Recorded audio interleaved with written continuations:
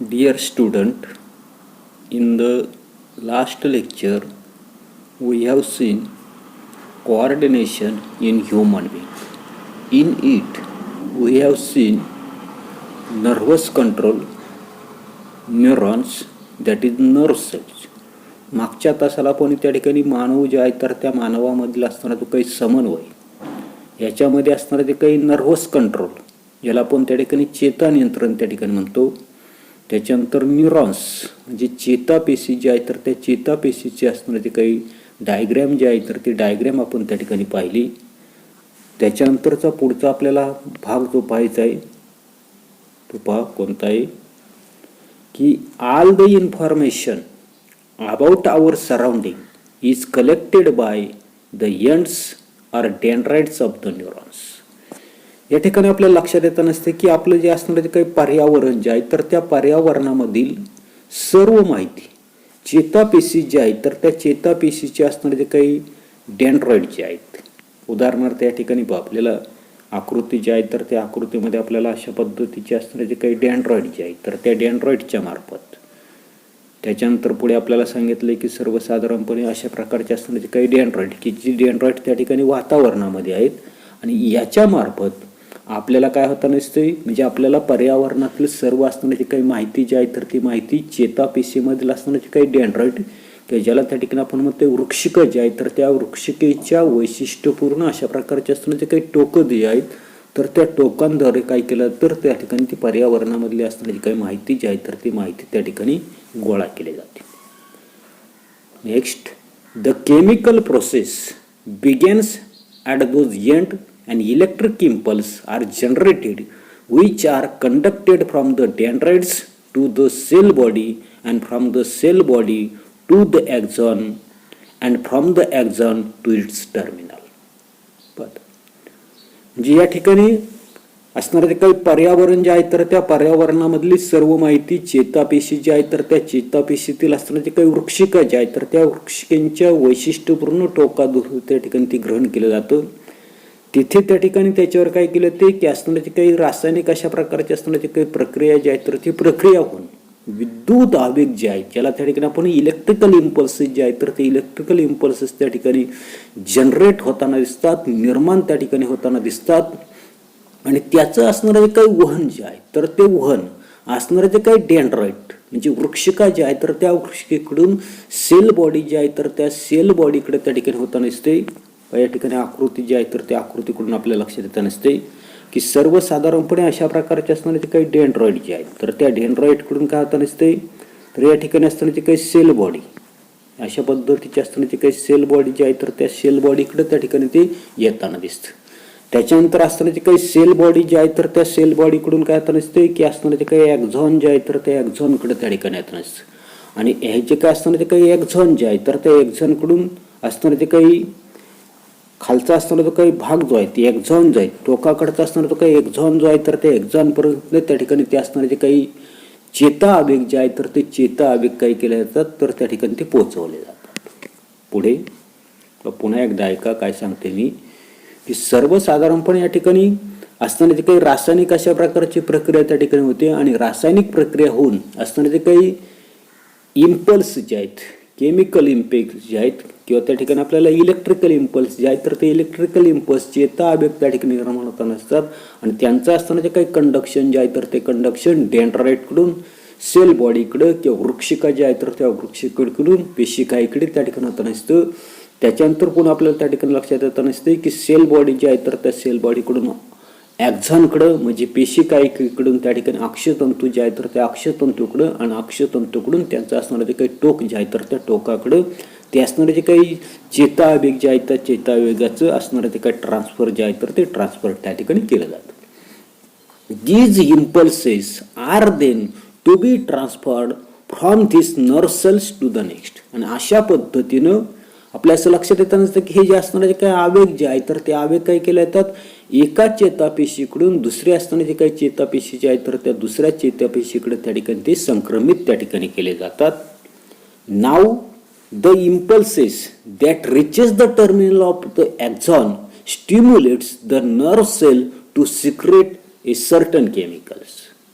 आणि आपल्या त्या ठिकाणी लक्षात येत नसते की अशा प्रकारचे असणारे काही आवेग जे आहेत, तर ते आवेग म्हणजेच त्या ठिकाणी पहिल्या अक्षतंतूच्या शेवटच्या टोकापाशी पोहोचलेला जो काही आवेग जो आहे, विद्युत आवेग जो आहे, तर तो विद्युत आवेग काय करताना दिसतो, चेतापेशीला काही असणारे जे काही केमिकल जे आहेत, रसायन जे आहेत, तर ते रसायन काय करताना दिसतो, तर त्या ठिकाणी सिक्रेट करताना दिसतो, म्हणजे स्रवताना त्या ठिकाणी दिसतो. म्हणजे विशिष्ट अशा प्रकारचं असणारे जे काही रसायन जे आहेत, तर ते रसायन त्या चेतापेशीला स्रवण्यासाठी त्या ठिकाणी तो उद्युक्त करताना दिसतो. These chemicals passes through a minute phase called the synapse.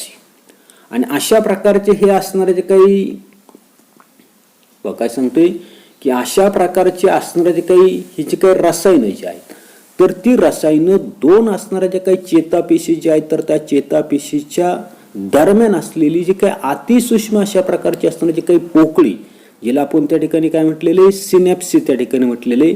आता हे जे काही सिनॅप्सी जी आहे, तर ती सिनॅप्सी सर्वसाधारणपणे या ठिकाणी काही दाखवलेल्या आहे आकृतीमध्ये, परंतु असणारे जे काही हे जे काही चेतापेशी जे आहेत, तर त्या चेतापेशीमध्ये पहा, तर या ठिकाणी आपल्याला आकृतीमध्ये त्या ठिकाणी आपल्याला इथे दाखवता येईल की सर्वसाधारणपणे या ठिकाणी अशा ज्या काही दोन चेतापेशी ज्या आहेत, तर त्यांच्यामध्ये असणारा असा छोटा अशा प्रकारचा असणारा जो काही भाग जो आहे, तर त्या भागामध्ये किंवा आपल्याला या ठिकाणी खाली पहा की प्री सिनॅप्टिक टर्मिनल या ठिकाणी दाखवले.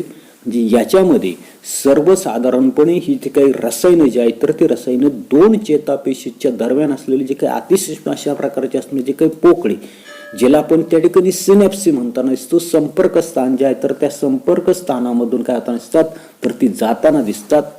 आणि पुढे आता पुढे काय सांगितलेले, सिनॅप्सी between the two adjacent neurons and generate the impulses in the dendrites of the next neurons.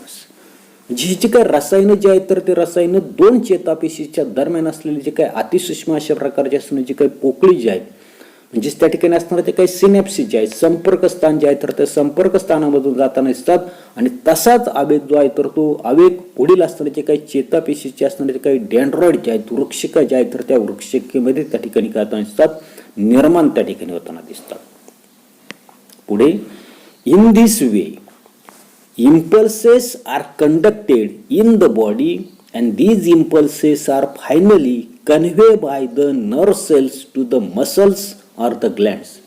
आणि आपल्या असं लक्षात येतं नसतंय की अशा प्रकारे हे जे असणारे जे काही इम्पल्सेस जे आहेत, आवेग जे आहेत, तर त्या आवेगाचं असणारं जे काही कंडक्शन आपल्या शरीरामध्ये त्या ठिकाणी होताना दिसतं, वहन त्या ठिकाणी होताना दिसतं. आणि हे जे काही आवेग जे आहेत, तर ते आवेग चेतापेशीकडून अंतिमतः असणारे जे काही मसल सेल्स, स्नायूपेशी किंवा पुढे आपल्याला म्हटले ग्लँड्स, ग्रंथी जे आहेत, तर त्या ग्रंथींकडे काय केलं जातात, तर त्या ठिकाणी ते पोहोचवले जातात. पा कशा पद्धतीचं त्या ठिकाणी होताना दिसते.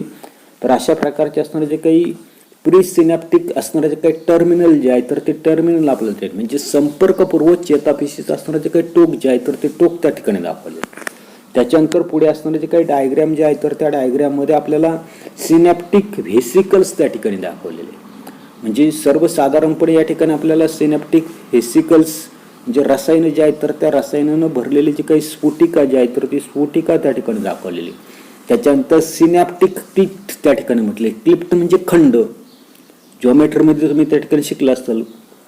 म्हणजे अशा प्रकारची असताना जे काही संपर्क खंड जो आहे, तर तो संपर्क खंड आपल्याला त्या ठिकाणी दिसतो.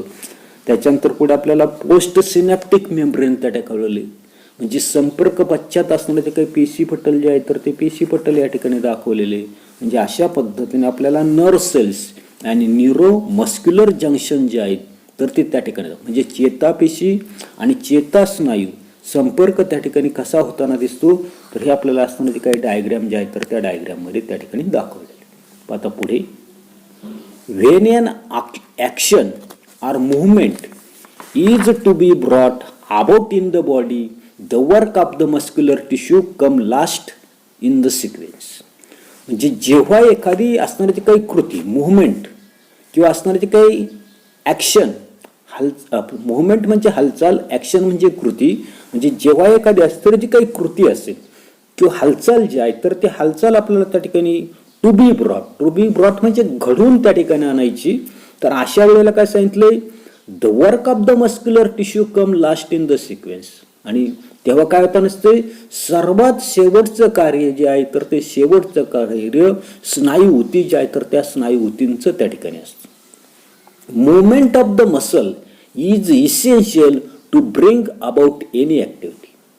एखादी असतानाची काही कृती जी आहे, हालचाल आपल्याला त्या ठिकाणी करायची, आणि म्हणून कोणत्याही अशा प्रकारचं असणारे काही कार्य जे आहे तर ते कार्य होण्यासाठी स्नायू जे आहे तर त्या स्नायूंची हालचाल होणं त्या ठिकाणी आवश्यक.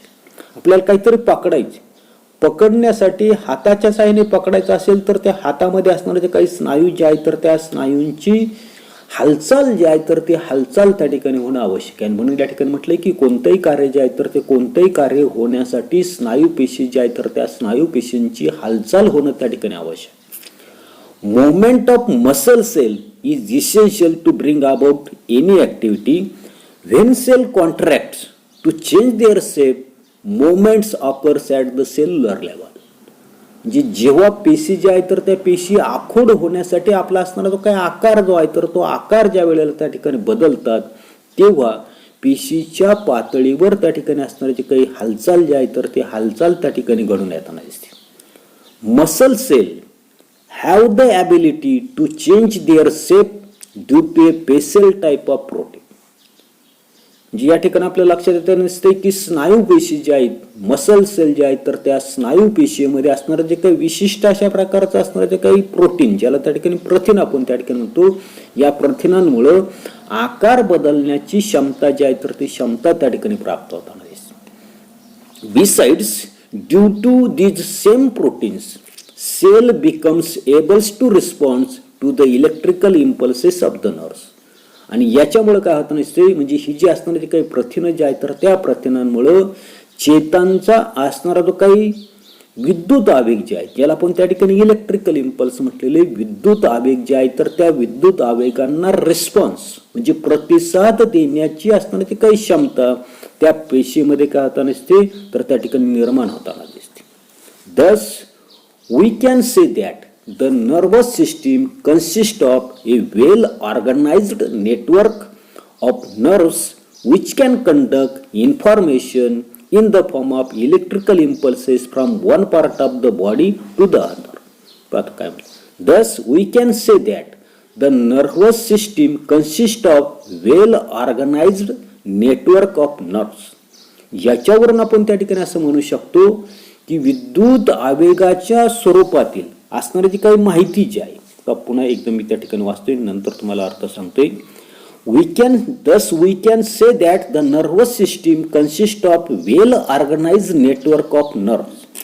म्हणजे याच्यावरून आपण त्या ठिकाणी सांगू शकतो की सर्वसाधारणपणे चेतासंस्था जी आहे तर ती चेतासंस्था काय सांगितलं आपल्याला की सर्वसाधारणपणे या ठिकाणी सुसंघटित काय म्हटलेलं आहे, वेल ऑर्गनाइज नेटवर्क्स ऑफ नर्व, म्हणजे सुसंघटित असणारे जे काही जाळे जे आहेत तर त्या जाळ्यांनी त्या ठिकाणी बनलेली which can conduct information in the form of the impulses. आणि अशा प्रकारची त्या ठिकाणी सुसंघटित जाळ्याची असणारी काही चेतासंस्था जी आहे तर ती चेतासंस्था काय करताना दिसते की सर्वसाधारणपणे असणारी जी काही माहिती जी आहे तर ती माहिती काय करताना दिसते इलेक्ट्रिकल इम्पल्सच्या स्वरूपामध्ये, म्हणजे विद्युत आवेगाच्या स्वरूपामध्ये असणारी जी काही माहिती जी आहे तर त्या माहितीचं काय करताना दिसते पुढे आपल्याला दिलेले from one part of the other, म्हणजे टोटल आपण त्या ठिकाणी सांगू शकतो की विद्युत आवेगाच्या स्वरूपामधील असणारी काही माहिती जी आहे तर त्या माहितीचं शरीराच्या एका भागाकडून